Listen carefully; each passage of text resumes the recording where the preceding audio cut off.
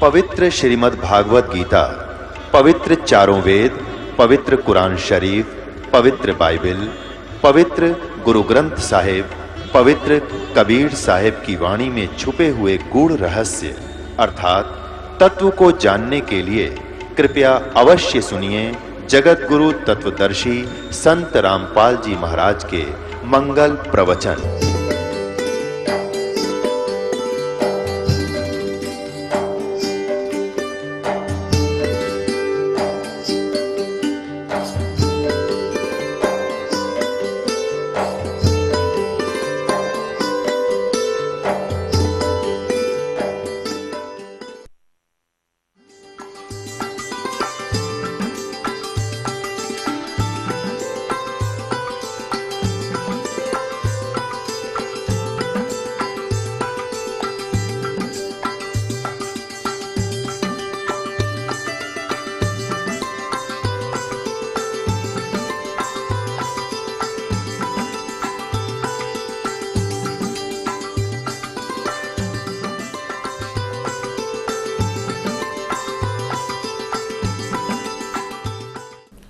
पुणात्माओं, सामने वाले के बोली से पता लग जाता है ये किस भाव से बात करे। तो सुखदेव जान गया भगवान का मूड ठीक नहीं। तो कहा कि भगवान, मैं स्वर्ग में कुछ समय रुकने के लिए आया था, इन्होंने आपको क्यों तो भगवान ने कहा विष्णु जी ने कि क्यों रोक दिया तेरे को, इन्होंने अंदर प्रवेश क्यों नहीं होने दिया? कि ये कहते हैं तेरा गुरु नहीं है, इसलिए प्रवेश निषेध है। तो भगवान विष्णु ने कहा कि ऋषि जी, क्या आपने कोई गुरु नहीं बना रखा? नहीं जी, मैंने कोई गुरु नहीं बनाया, मुझे आवश्यकता ही नहीं है। तब भगवान विष्णु ने कहा कि ऋषि जी, ये तेरी महान भूल है। जब तक आप गुरु नहीं बनाओगे आपका पिछले संस्कार समाप्त हो जाएंगे, भविष्य का कुछ बनेगा नहीं, आपको बहुत हानि होगी। और ये हमारा नियम है, बिना गुरु के नुग्रे व्यक्ति को यहाँ आना भी अलाउड नहीं है, तो आ भी गलत गया। तब उसने समझ लिया भी भगवान ने कहा आदेश हो गया, अभी तो फाइनल बात है यार। फिर कहा कि भगवान, उस पृथ्वी पर मेरे समान कोई ऋषि नहीं है, मैं किसको गुरु बनाऊं? पुण्यात्माओं, कबीर परमात्मा कहते हैं, कबीर या माया अटपटी और सब घट आण अड़ी, किस किस न समझावे कुआ बांग पड़ी। अब अभिमान उसके अंदर कितना कि मेरे समान कोई नहीं पृथ्वी पर, केवल किस कारण से? एक आकाश में उड़ जाने की हल्दी की गांठ प्राप्त करके, सिद्धि प्राप्त करके अपने से सबसे सुपीरियर मान बैठा। ये तत्व ज्ञानहीन के कारण, हीनता के कारण होता है। तब भगवान विष्णु ने कहा कि ऋषि जी, यह तेरी और भारा भूल है, ये तेरा अभिमान बोल रहा है जो भगवान से कोसों दूर करता है। और जाइए राजा जनक से उपदेश लीजिए। इतना कहकर भगवान विष्णु महल में चले गए। अब सुखदेव जी ने सोचा, भाई राजा जनक तो एक गृहस्थी आदमी और राजा है, और मैं बाल ब्रह्मचारी और ऋषि, मैंने स्त्री का मुंह भी नहीं देख लिया आज तक, और उसको मैं प्रणाम करूं, मेरी तो इज्जत का नाश हो जाएगा। अब पुण्यात्मा, काल ने तो कई बीमारी ला रखी इस जीव के। तो वो वहां से वो चल पड़ा। कहाँ आ गया? उसी कोमन स्वर्ग में, इंद्र वाले में। वहां आकर पहले वाली रौनक चेहरे पर नहीं थी। अन्य देवताओं ने पूछा भी आज क्या, किस कारण से ये ऋषि जी इतने मायूस हैं? कारण जानना चाहा कि हे ऋषिवर, आपको क्या टेंशन होगी? आप तो बड़े हौसले से आते थे। तब सारी बात बताई कि मैं विष्णु जी के लोक में गया था और विष्णु जी ने मुझे वहां आदेश, स्वर्ग में रहने का आदेश नहीं दिया। तो वहां जो उपस्थित देवता लोग थे उन्होंने कहा कि ऋषि जी सच्ची बात बता, कहानी के है। भगवान विष्णु तो सीने से लगाते हैं, सबको प्यार देते हैं, वो तो बहुत नेक आत्मा है। और आपको वहाँ रहने भी नहीं दिया, बात बता क्या है। तब उसने सारी कहानी बताई कि भाई मैं वहाँ गया था और मैंने स्वर्ग में रहने का आग्रह किया था, तो मेरे से कहा कि तुम बिना गुरु के हो और गुरु बनाओ तब यहाँ आ सकते हो। तो उन देवताओं ने, ऋषियों ने कहा कि हम तो आपको बड़ा नेक और बुद्धिमान व्यक्ति मानते थे, क्या आपने गुरु नहीं बना रखा? कहने लगा नहीं। सुखदेव बोला नहीं। फिर इंद्र जी ने कहा कि देखो आज के बाद यहाँ भी मत आना, क्योंकि हम तो आपको सोच रहे थे, तो आप तो बड़े विद्वान पुरुष हो, औरों को ज्ञान देते हो, तो आपने गुरु बना रखा होगा। तो कहता है कि सबको कहने लगा भाई मैं कैसे करूं, भगवान विष्णु जी ने कहा है कि राजा जनक को गुरु बना लो। राजा जनक गृहस्थी बाई और कैसे शीश निवाऊं जाई। सुखदेव बोले ज्ञान विवेका हमने स्त्री का मुंह नहीं देखा। अब अभिमान बताता है कि मैं गृहस्थी आदमी को बाल ब्रह्मचारी हूं मैं तो, और कैसे एक साधु संत ऋषि, क्योंकि वो तो फिर जहां जाए आओ ऋषि जी आओ ऋषि जी है, वो तो फुल हवा भर रही थी उसमें अभिमान की। और अभिमान वाला पंचर हुए बिना भगवान मिले नहीं, वो पंचर करना पड़ेगा। तो भगवान ने विष्णु ने उसका पंचर दिया कर, चैतन्य लाभ चाहिए गुरु बना और राजा जनक को बना, वो अधिकारी है आज के दिन।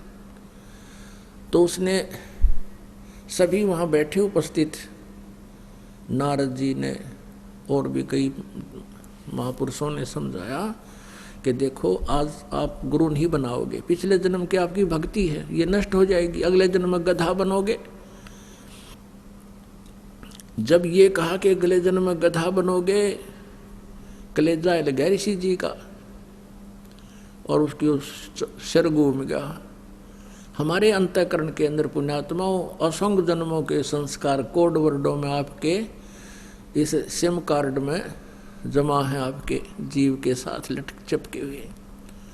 और ये फिल्म कभी भी ऑन हो सकती है, जैसे सौपन देखते हो पिछले जन्मों के, वो पता नहीं कहाँ कहाँ इसी घाटियों में चले जाएं, कभी जा ही नहीं सकते। तो पक्षी रूप में कहीं घूमे होंगे, वो भी अंदर जमा है। तो उसको याद आया कि मैं एक सुखदेव को याद आया कि एक जीवन में गधे की योनि भोग रहा था, अंधा हो गया। मेरे मालिक ने मेरे लठ मारे निकाल दिया घर से। मैं चलता चलता पगडंडी की अटकल सी लगा के जा रहा था। आगे एक छोटा सा नाला था 3 फुट का, उसमें गिरने लगा तो जंप लगाना चाहा, उसके बीच में फंस गया। आगे मुंह अड़ गया, पाछे बैक अड़ गई, पैर टिके नहीं, लटक गया, पुली बन गई। वहाँ इक्का दुक्का व्यक्ति आता जाता था, मुझे निकाला नहीं, मेरे ऊपर पैर रखे, पुली बना ली और पार हो जाए।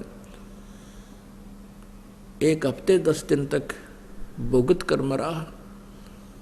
वो बात याद आ गई उसको, उसी समय वहां से चल पड़ा कि गुरु बनाऊंगा। सबसे पहले अपने पिता व्यास जी के पास आया, क्योंकि व्यास जी विद्वान पुरुष थे, माने जाते थे।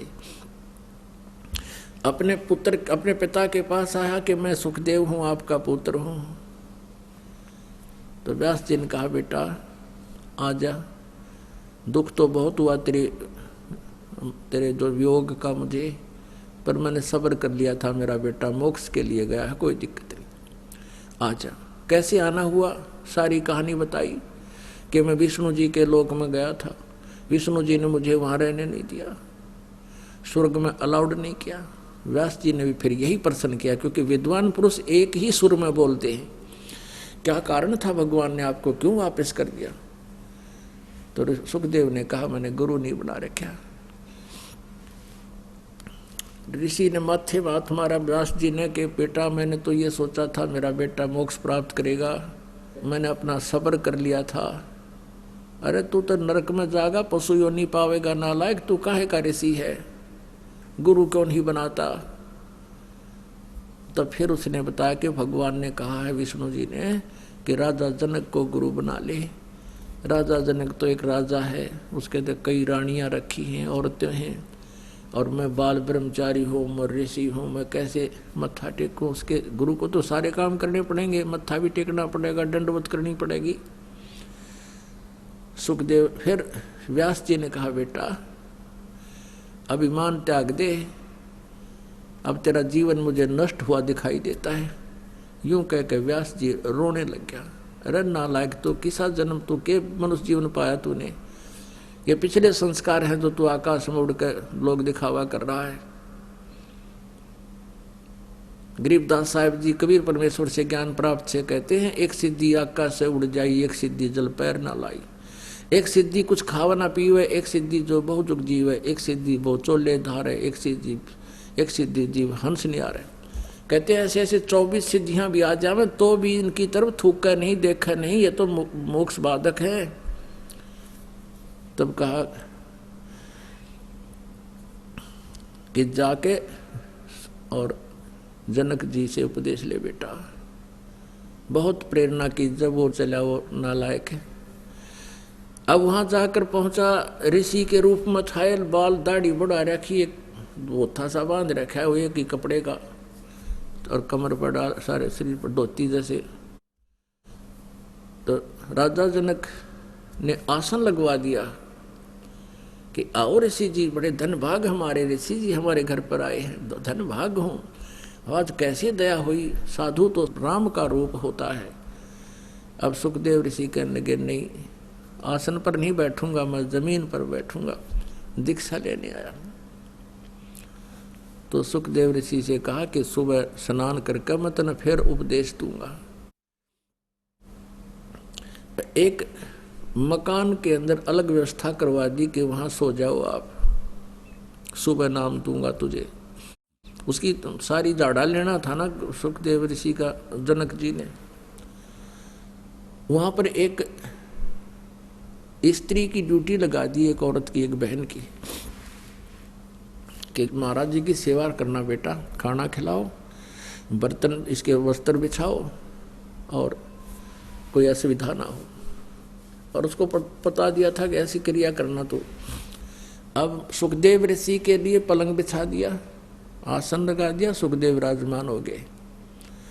और वो लड़की भी रात्रि में उसके तख्त पर जाकर बैठ गई जिस पर वो विराजमान थी।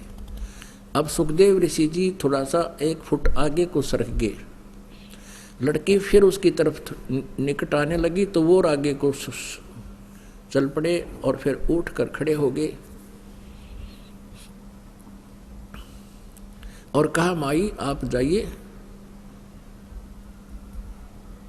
मेरा जो है ना, मेरा धर्म नष्ट ना कर। वो बाहर आ गई। तो राजा जनक ने सुबह पूछा क्या क्रिया रही? उस लड़की ने बताया कि ऐसे ऐसे ये मैं निकट जाऊं थी, यू आगे न बाजे था, मैं निकट जाऊं थी, यू सुकड़ गया, कति पलंग से भी उतर गया। तब राजा जनक स्नान करने लग गए, कहने लगे आप यहाँ बैठ जाओ। उनका नीचे आसन लगा दिया, वो बैठ गया, सामने बैठा। 10,000 रानियां थी राजा जनक के, 10,000। उनमें से एक हेड थी, मुखिया थी, पटरानी बोलते थे उसको। उसने कहा कि मैं नहाऊंगा, यहाँ ईंटों का चूल्हा बनाकर लकड़ी डाल दी, ऊपर पतीला धर दिया, उबाल दिया, पानी जैसे चाय बनाते समय उबाला करे। और उसके साथ में एक पटड़ा डालकर बैठ के स्नान के लिए कपड़े निकाल कर राजा जनक धोती बांध रखी थी। अपनी पत्नी से जो सबसे मुखिया थी, हेड थी, पटरानी जिसको कहती, वो स्नान कराने लगी। उस उबलते हुए जल को लोटे में भरे, राजा जनक की चोटी में गिरे सिर में, रात से नुआवे, मसल के, और वो पानी डाला राजा के सिर पे, और सुखदेव ऋषि नो सुकड़े जल गया। अब उसको ये हो गया कि यू जलेगा राजा, और वो पानी गिर वो नूक से अक मरेगा यू, इसे जलते पानी में उबलते में नहावे। तब राजा जनक ने कहा कि हे व्यास के बेटे, ए महर्षि, ए ब्रह्मचारी, आजा। मेरे स्नान करने के बाद जो मेरे शरीर के बाद जल नीचे गया है गटर में, नाली में, व्यास के बेटा ब्रह्मचारी इसमें उंगली दे दे तने जान जाऊंगा किसा ब्रह्मचारी किसा तू भगत है। न बोला मैं ना दूं, आंगली जल जा मेरी तय। है राजा बिहंस दई जब तारी, राजा ने नो हथेली पीटी नो ताली बजाई और हंसे और हमें स्नान करावे नारी कि तू नो कह था मैंने स्त्री का मुंह नहीं देखा है, स्त्रियों के निकट नहीं आऊं, तेरे तो तैया अच्छी भक्तनी है, देख इसका भी हाथ ना जलता इस उबलते हुए पानी से मेरे ऊपर गेर नवाण लाग रही है, तेरा कालजा पाट गया इतनी दूर ते बना फिर मैं ऋषि। कहते हैं इन इंद्रियों के कसने से हठ योग से इन पर थोड़ा बहुत तूने काबू पा भी लिया कुछ दिन के लिए, इसे बनेगा क्या तेरा?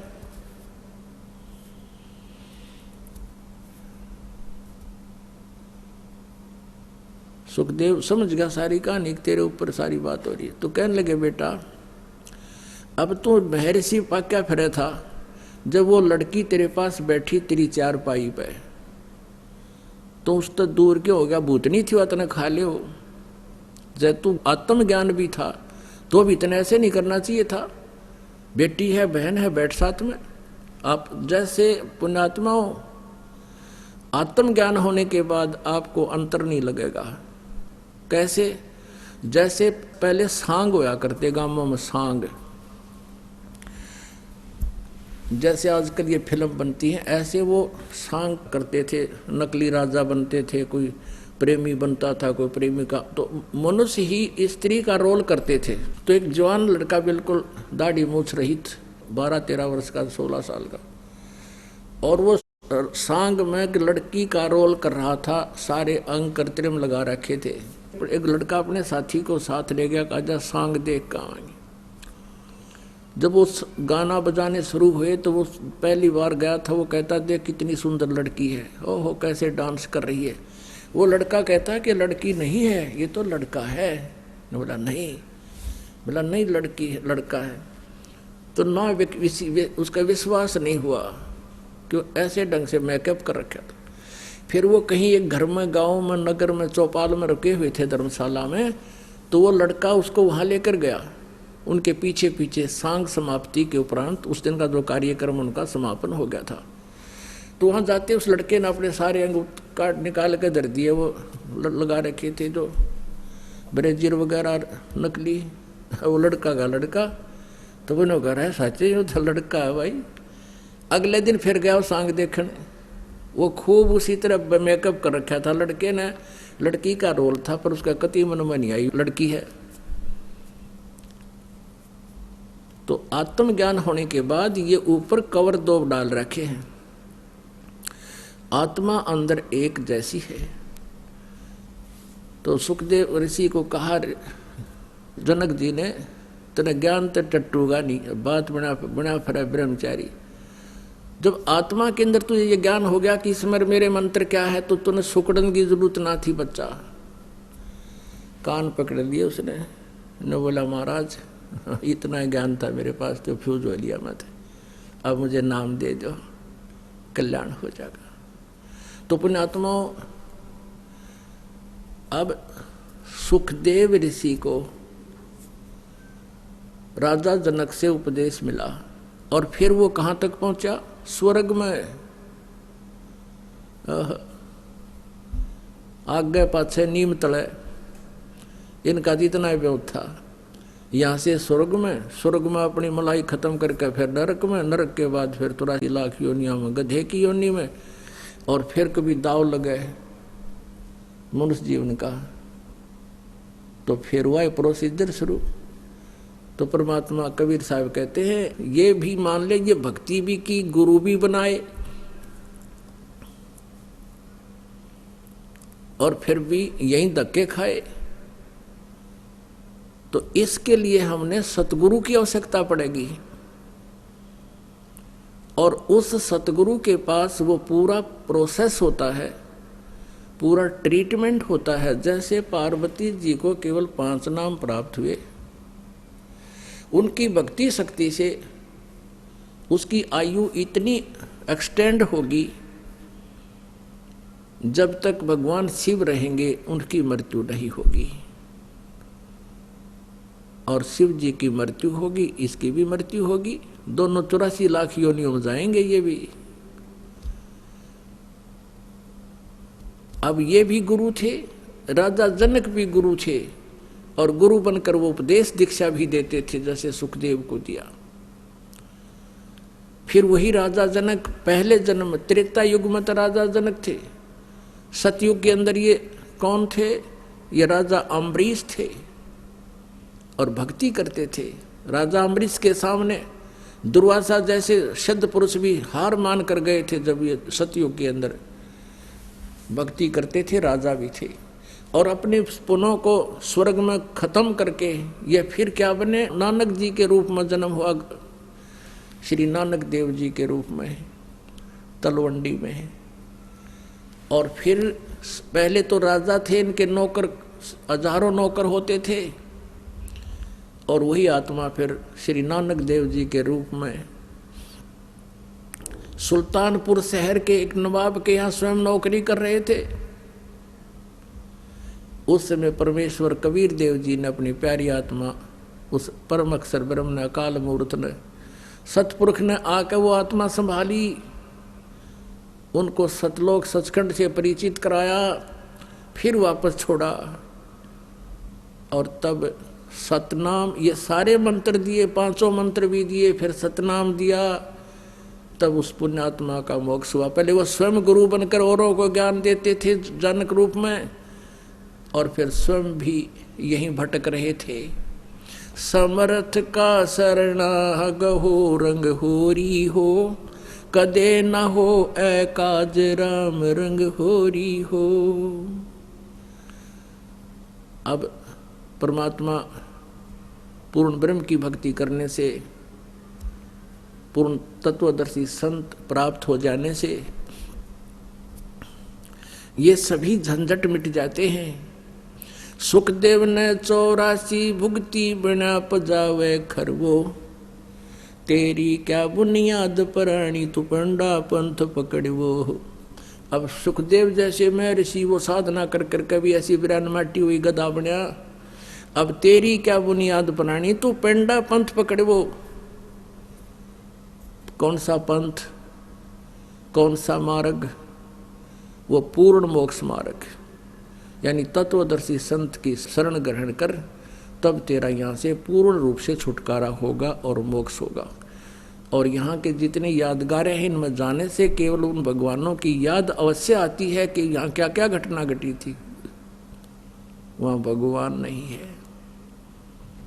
परमात्मा पाने के लिए आप जी को वो संत खोजना पड़ेगा। कौन सा? जो गीता जी अध्याय नंबर 4 के श्लोक नंबर 34 में कहा है कि अर्जुन, गीता ज्ञान दाता कहता है कि उस तत्व ज्ञान को जो परमेश्वर ने स्वयं आकर ज्ञान दिया है, उसकी वाणी में लिखा, उसको कोई तत्वदर्शी संत ही जानता है। उस तत्वदर्शी संत से सुनो। गीता जी अध्याय नंबर 15 के श्लोक नंबर 1 से 4 में तत्वदर्शी संत की पहचान बताई है कि उल्टे लटके हुए संसार रूपी वृक्ष के सभी विभाग भिन्न भिन्न बताएगा। वह वेदवित है, वो तत्वदर्शी संत है। उसके पश्चात परमेश्वर के उस परम पद की खोज करनी चाहिए, जहाँ जाने के बाद साधक फिर लौटकर संसार में कभी नहीं आते। बोलो सतगुरुदेव की जय हो।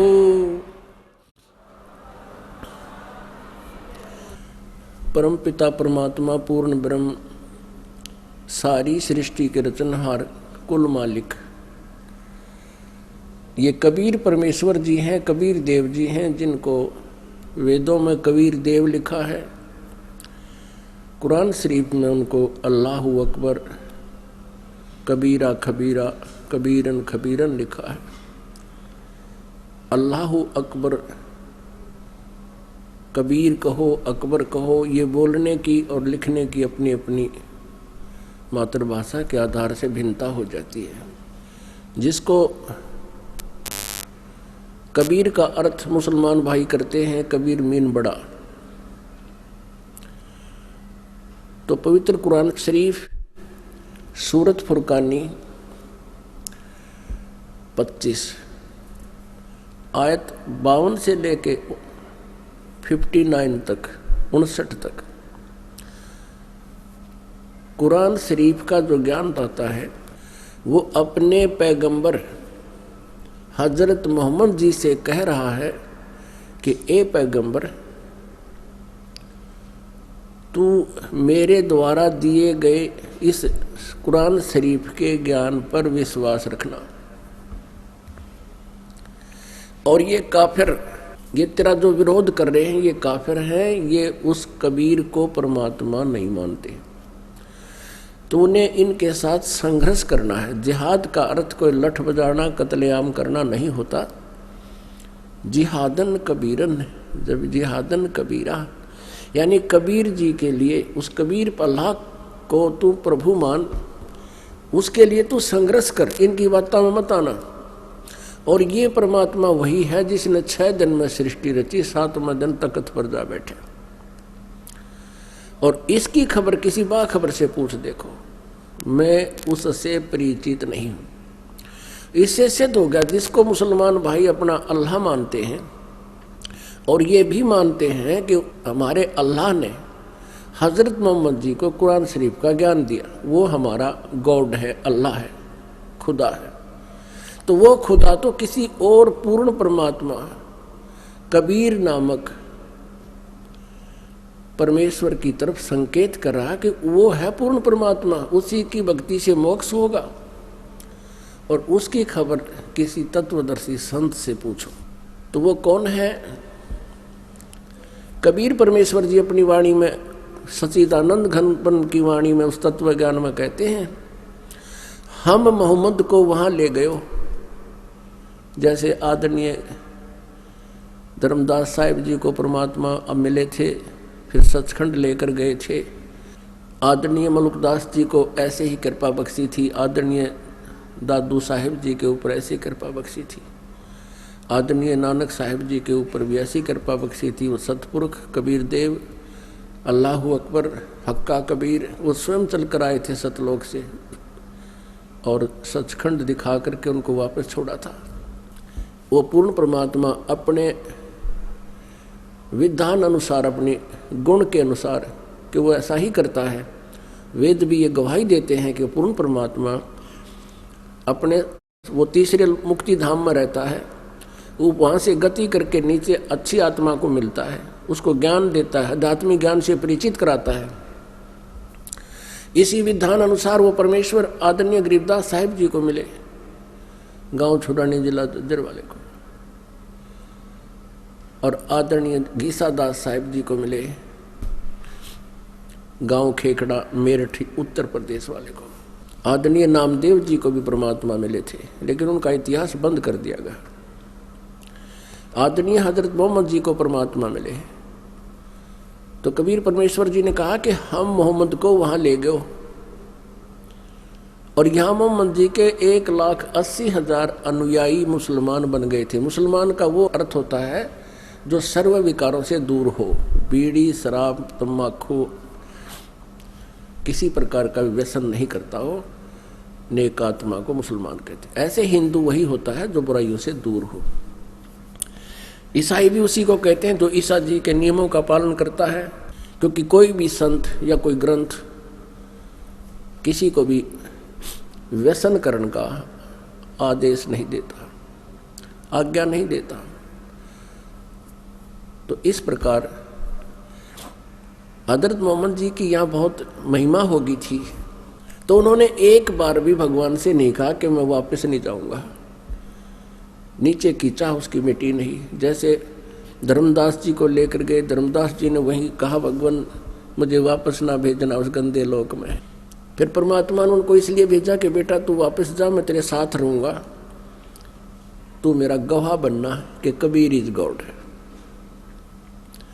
क्योंकि इस काल ने और इस काल के दूत गुरुओं ने काल से प्रेरित प्रेरणा से इन्होंने सबको मिसगाइड कर दिया है, भक्ति का नाश कर दिया है, अध्यात्म ज्ञान किसी के पास भी नहीं है।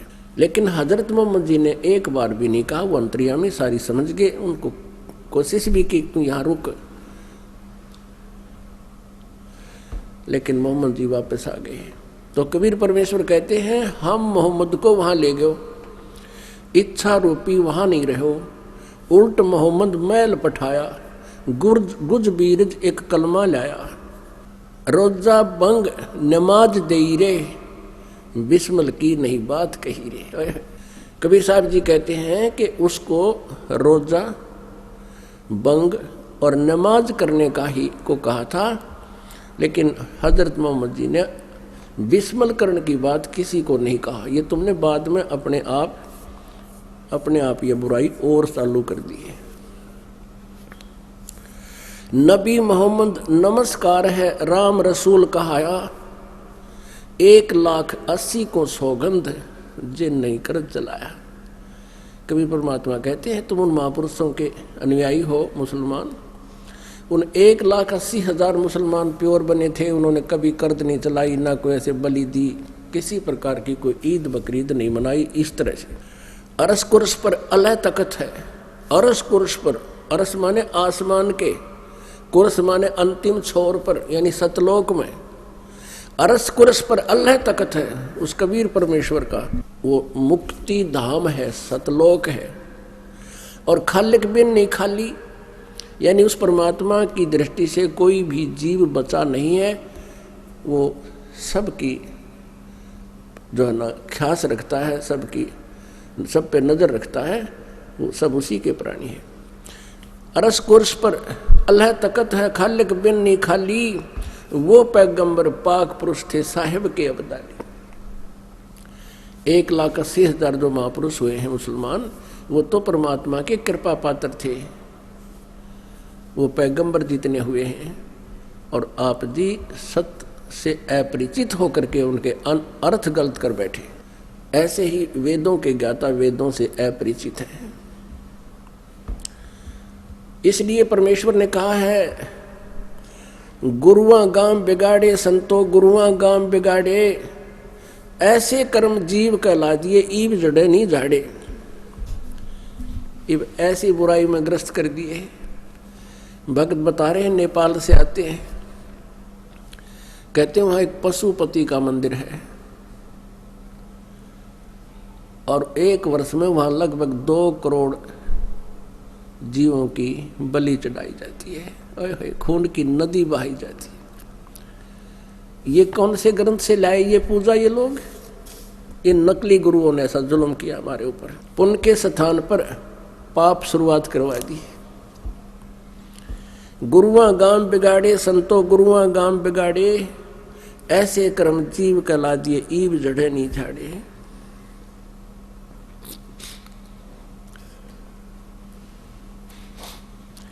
बहरो भूत मसाणी पूज्य दुर्गा देवी जावे, और उत्ती कह तो तब ही बाजे जब बकरे आन कटावे।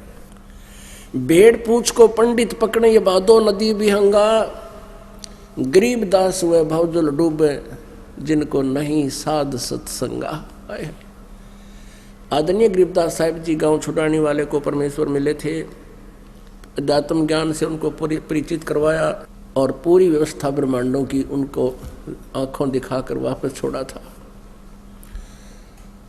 तब गरीबदास साहिब जी परमात्मा के दिए ज्ञान को कैसे वर्णन कर रहे हैं।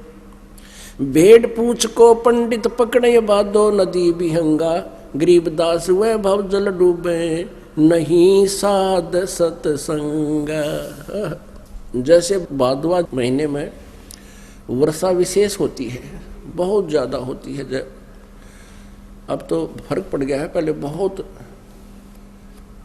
तगड़ी वर्षा भादुआ में होया करती थी।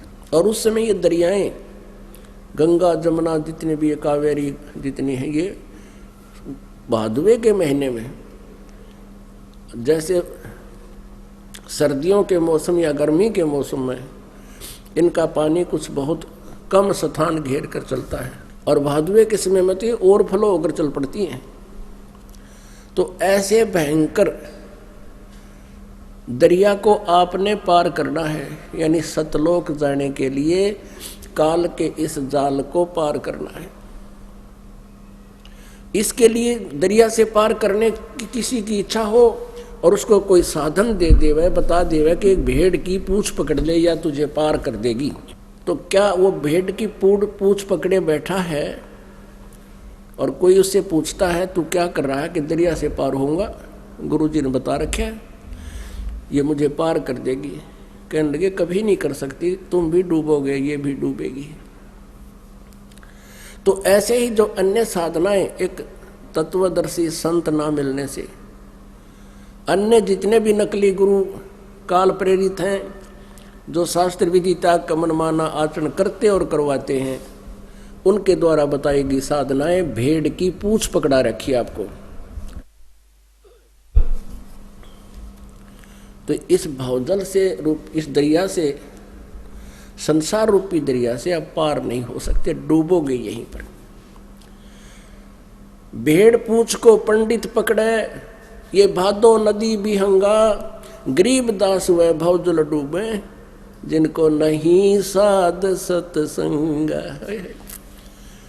जिसको परम संत का सत्संग नहीं मिला, वो इस संसार रूपी समुद्र के अंदर यहीं जन्म मरण के चक्कर में ही डूब जाएंगे, रह जाएंगे।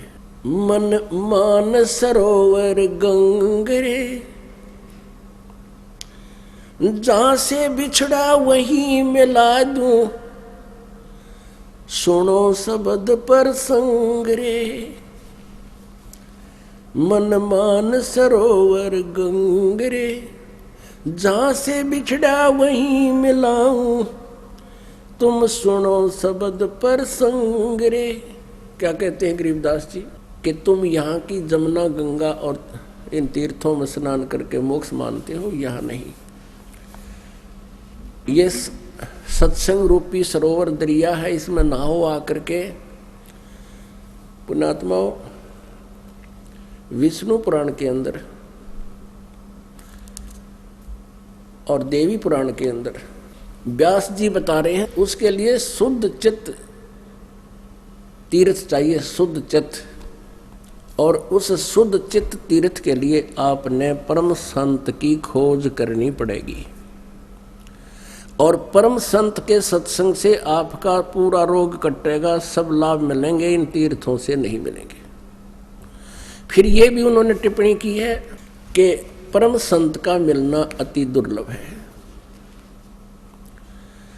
जैसे कि श्रद्धालु इन वशिष्ठ जी को और विश्वामित्र जी को परम संत मानते थे, महर्षि मानते थे। इन दोनों का आपस में युद्ध हो गया,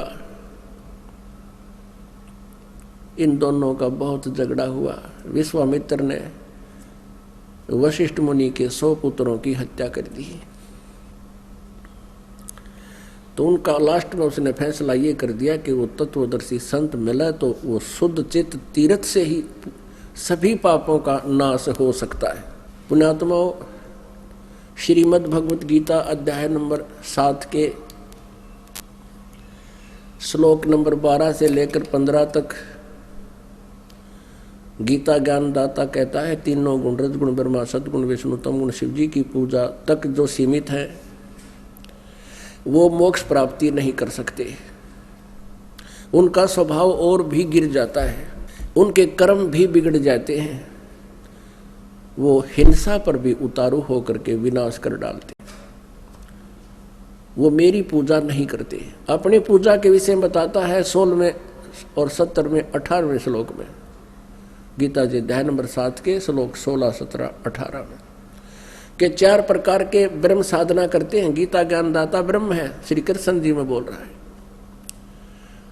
एक आर्त और दूसरा अर्थार्थी, तीसरा जिज्ञासु। आर्थ, अर्थार्थी, जिज्ञासु और ज्ञानी।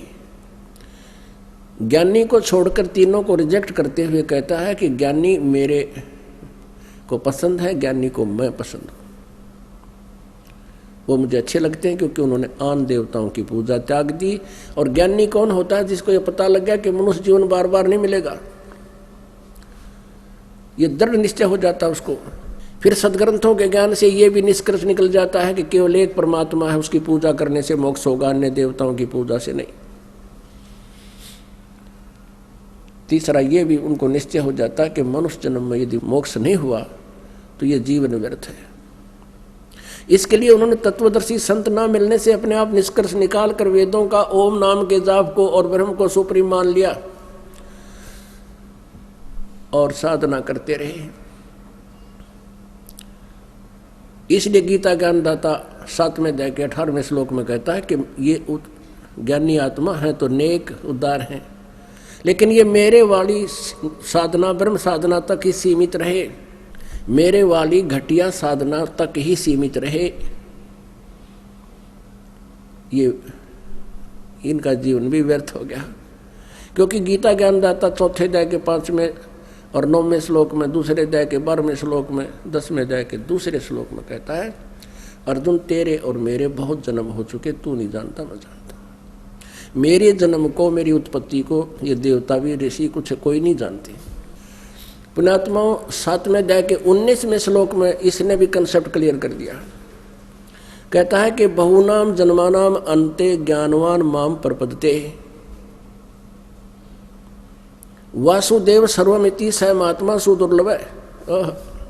अब जैसे गीता जी अध्याय नंबर 7 के श्लोक 12 से लेकर 15 में बताया है कि केवल तीनों गुणों तक सीमित जिनकी बुद्धि है, रजगुण ब्रह्मा सतगुण विष्णु तमगुण शिव जी तक, इनका ज्ञान यहीं तक हरा जा चुका है। वो राक्षस स्वभाव को धारण किए हुए मनुष्यों में नीच दूषित कर्म करने वाले मूर्ख मुझे नहीं भजते। अब 7वें अध्याय के 19वें श्लोक में कंसेप्ट क्लियर कर दिया कि बहुनाम जन्मानाम अन्ते ज्ञानवान माम प्रपद्यते। बहुत बहुत जन्मों के किसी अंत के जन्म में कोई ज्ञानी आत्मा मेरी भक्ति करता, ना तो न्योय डले ढोए नीचे अन्य देवताओं तक ही सीमित है ये। फिर बताया कि वासुदेव सर्वमिति स महात्मा सुदुर्लभ है। लेकिन ये बताने वाला कि वासुदेव ही सब कुछ है, सर्वम। वासुदेव का अर्थ क्या होता है? श्री कृष्ण नहीं है। वासुदेव तो श्री कृष्ण जी के पिताजी थे। तो वासुदेव का अर्थ होता है जिसकी सत्ता सबके ऊपर हो, जिससे कोई रज्मा खाली ना हो, यानी सब जगह जिसका वास हो, सबको नियंत्रित रखता हो, जो सबके ऊपर व्यापक हो। जैसे भारत का प्रधानमंत्री, राष्ट्रपति पूरे भारत के ऊपर व्यापक है, ये भारत में वासुदेव है। अन्य मुख्यमंत्री केवल एक क्षेत्र में ये व्यापक है, वासुदेव नहीं है, सर्वव्यापक नहीं, सबके ऊपर अधिपति नहीं है। तो ये क्या बताता है कि ऐसा संत मिलना बड़ी मुश्किल से है जो ये बतावे कि ना तो ब्रह्मा विष्णु महेश ये तीनों गुण पूजा के योग्य और ना ब्रह्म से पूर्ण मोक्ष। वासुदेव सर्वमिति स महात्मा सुदुर्लभ है, ये बताने वाला कि नहीं वो परम अक्षर ब्रह्म पूर्ण परमात्मा, वो वासुदेव जो सबका मालिक है, वही सब कुछ है, वही मोक्षदायक है, वही पूजा के योग्य है, वही वास्तव में अविनाशी है और वही हमारे पाप कर्मों का नाश कर सकता है, वही हमारे दुखों का निवारण कर सकता है और वही हमारे प्रारब्ध को भी बदल सकता है। ये बताने वाला महात्मा बड़ी मुश्किल से मिलेगा। तो यहाँ क्या बताया है कि गुरुआं गाम बिगाड़े संतो गुरुआं गाम बिगाड़े, और ऐसे कर्म जीव कहला दिए ईब जड़े नहीं झाड़े। और ये निराकार निराकार कह के मूर्ख बना रहे थे अपने को। आंखों देखा जिन महापुरुषों ने क्या कहा है, मन मान सरोवर गंगरे, जहाँ से बिछुड़ा वहीं मिलाऊं, तुम सुनो शब्द पर संगरे। कि हमारे ज्ञान को सुनो ध्यान से, कि हम जो ज्ञान बता रहे हैं परमेश्वर से प्राप्त ज्ञान को, काशी क्रोध काहे लेत हो, बिना भजन नहीं ढंगरे। भाई कोटि ग्रंथ का यही अर्थ है, करो साध सत्संग रे। कहते सभी ग्रंथों का, करोड़ ग्रंथों का एक ही अर्थ है, किसी संत की संगत कर, तत्वदर्शी संत की। परमेश्वर कबीर जी कहते हैं, कबीर राम बुलावा भेजिया दिया कबीरा रो, जो सुख है संत के संग में वो बैकुंठ में न हो। परमात्मा बताते हैं कि यहाँ के स्वर्ग में हमने जरूरत नहीं जान की, क्योंकि वहाँ अपनी पूंजी नष्ट होती है। अपनी महिमा पर बताते हैं कि तुम ऐसा भाव रखना, यदि यहाँ का राम तुम्हें लेने आवे, चलो तुम स्वर्ग में कहते हैं नहीं, मना कर देना, उससे तो यहाँ संत के साथ रहने में जो तुझे सुख है कहीं पर नहीं है। आप पुण्यात्मा जैसे आप यहाँ से बाहर जाते हो वही मान बढ़ाई ईर्षा घर घर में आग लाग रही है। इससे भी ज़्यादा ऊपर के लोकों में ऐसे ही देव हैं, ऊपर नीचे एक से ऊपर ऐसे। और जब आप यहाँ आते हो, क्योंकि आप एक प्रारंभ में जो भक्त यहाँ आते हैं तो उसमें संसारिक गुण ज़्यादा होते हैं, धीरे धीरे सेट हो जाता आता है यहाँ पर। तो यहाँ पुण्यात्माओं जानबूझ कर कोई पंगा पावा तो उसकी नालायकी है ना। यहाँ सबको एक जैसा बैठने को, एक जैसा खाने को, कोई भेदभाव नहीं। तो यहाँ राग द्वेष आप पे ना हुए, राग द्वेष तो नहीं हुआ। अगर यूँ हलवा खा और मेरे मन में मिले मखाने ओनली, तो वहाँ द्वेष बन सकता है। तो ऐसे वहाँ फिर सतलोक में ऐसा ही है। कहते हैं काशी, देखो पुण्यात्माओं परमात्मा पाने के लिए श्रद्धालुओं ने अपना जीवन न्यौछावर कर दिया। काशी के अंदर ही नकली गुरुओं ने, इन जालिमों ने क्या किया, एक करौंत लगा दिया मानस काटने का, मनुष्य काटने का, आरा लगा दिया, कसाई बना शुरू कर दिया। कारण क्या था? क्योंकि आत्मा जब से भगवान से बिछड़ी है उसी समय उसकी खोज में लगी है। काल ने फिर इसे गुमराह कर दिया, ब्लैकमेल कर दिया और मिसगाइडेड कर दिया। पूर्ण रूप से इसने नामो निशान मिटा दिया पूर्ण परमात्मा का। नकली गुरुओं के माध्यम से अपने ही पुत्रों ब्रह्मा विष्णु महेश तक सीमित रख दिया सभी को, लेकिन आत्मा के परमात्मा की चा गई नहीं। तो क्या हुआ, जैसे काशी के पंडितों ने, गुरुओं ने एक धारणा पैदा कर दी समाज में कि जो काशी में मरता है वो स्वर्ग जाता है और जो मगर मरता है वो नरक जाता है। परमेश्वर कबीर जी कहा करते थे, भाई सच्ची सत भक्ति करने वाला और हमसे उपदेश लेकर साधना करने वाला काशी मरो चे मगर वो सीधा सतलोक जाएगा, स्वर्ग से भी ऊपर जाएगा। ऐसे ही पुण्यात्माओं अच्छे कर्म करने वाला कहीं मृत्यु को प्राप्त हो, चाहे मगर हो चाहे काशी में, वो अपने अच्छे स्थान पर जाएगा। और पाप करने वाला पापी चाहे मगर मरो चाहे काशी, सीधा वो नरक में जासी। तो यहाँ परमात्मा तो ऐसा कहा करते थे, लेकिन कबीर जी के ऊपर किसी ने विश्वास हुआ नहीं। इन नकलियों का रंगना चढ़ रहा था। तो सभी अपने अपने पूर्वजों को वहां काशी में रखने लगे, काशी ले जाके। तो वो गुरु प्रत्येक के होते ही थे। तो उन गुरुओं ने सोचा भी ये अलग से किराए पर रह कर धर्मशालाओं में रहेंगे, क्यों ना हम इनके बुजुर्ग बुढ़ों को अपने घर पर रख लें। तो उन गुरुओं ने कहा कि भाई तुम ऐसा करो, हमें पैसे दे दो इनके खर्चे का, और हम ये हमारे पास रह रहेंगे, इनको कथा सुनाते रहेंगे। जब इनकी मृत्यु होगी सीधे स्वर्ग जाएंगे, काशी में मरण तय। तो श्रद्धालुओं ने सोचा भी माँ बाप ने सारी उम्र हमारे लिए न्यौछावर रहे, बहुत कुछ किया, हम क्या इतना नहीं कर सकते, 10-5 वर्ष के जीवेंगे ये। तो उन पेट भरों को भी देते किराया अलग से, वो 10 रुपये खर्च होते तो 20 देते उनको। तो वहाँ भीड़ लगी, प्रत्येक गुरु के घर में 20-20 बूढ़े हो गए। और बूढ़ा तो एक कहना उठा बुढ़ापे में, वो उठने का मतलब है उसकी सेवा। कभी कोई तकलीफ है, कोई बीमारी है, कोई हारी है, कभी उठाना है, कभी बिठाना है, नवाना है, कपड़े पहनाने। तो नवा मुसीबत मोल ले ली, फिर उनके लिए जान का झाड़ बन गई।